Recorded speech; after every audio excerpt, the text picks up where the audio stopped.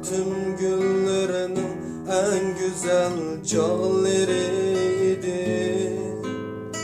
Gül begimga o kirip geldi. Hayatım günlerinin en güzel çağlarıydı. Gül begimga o kirip geldi.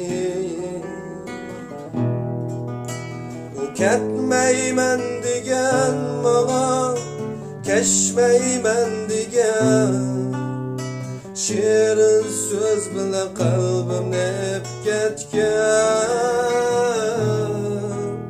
O ketmeymen digen bana, keşmeymen digen.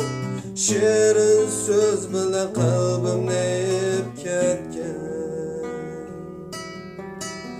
Yanıla men bilen natunuş buldu.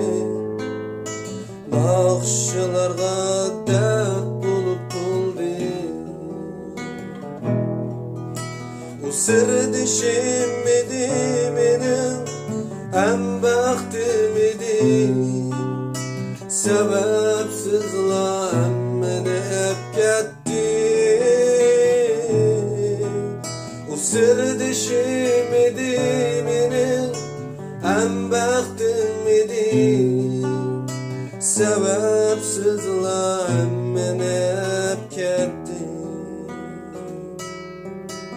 Sebepsizla emmeni hep gitti.